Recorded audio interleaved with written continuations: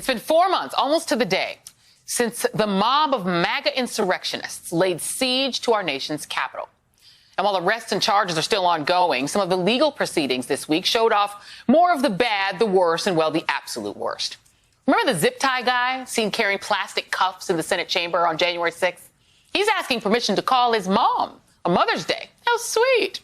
He's currently barred from speaking to her because she's his co-defendant. Eric Munchell and his mother, Lisa Marie Eisenhardt, are awaiting trial on charges of entering a restricted area and violent entry. They were released from custody in March. Meanwhile, a Zoom hearing for two other alleged insurrectionists yesterday went totally off the rails. One of the men was Landon Copeland, who on January 6th, according to a criminal complaint, tried to breach a police line, shoved a fellow insurrectionist into police, tried to take a shield, and threw a metal barricade fence at officers. At a Zoom hearing this week, he screamed, "F all of you," and asked, "Is any of this negotiable? I used to be a free man until you locked me up." Yeah, that's kind of how it works, Landon. Copeland interrupted another hearing with his outburst, and the judge ordered him to be evaluated for mental competency. And that brings us to tonight's absolute worst. Another alleged seditionist at that hearing. Prosecutors allege Anthony Antonio was seen on the West Terrace of the Capitol dressed in tactical gear, using a bullhorn to tell the crowd that they were not leaving until we get our way, and pushing against officers protecting a tunnel, and also squirting water and throwing a water bottle in the direction of Metropolitan Police Officer Michael Fanone as he was dragged down a set of stairs.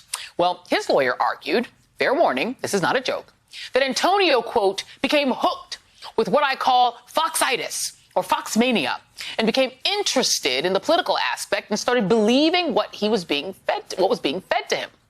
His attorney claimed that after losing his job at the start of the pandemic, Antonio spent hours watching Fox.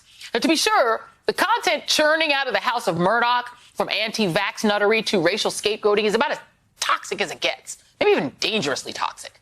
But claiming Fox made me do it is a pretty, well, it's a novel defense. But here is some of what Antonio might have seen if he tuned into the channel in the nights leading up to the siege.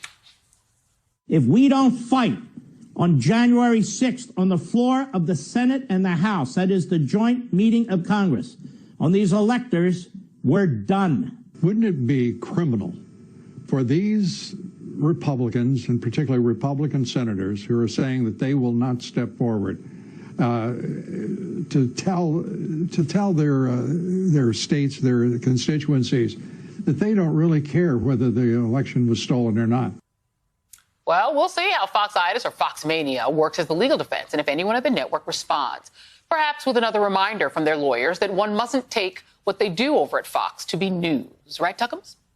And so tonight, the defendant claiming foxmania made me do it, you and all these other insurrectionists for invading our Capitol and endangering police officers and getting a bunch of people killed, y'all, you're the absolute worst.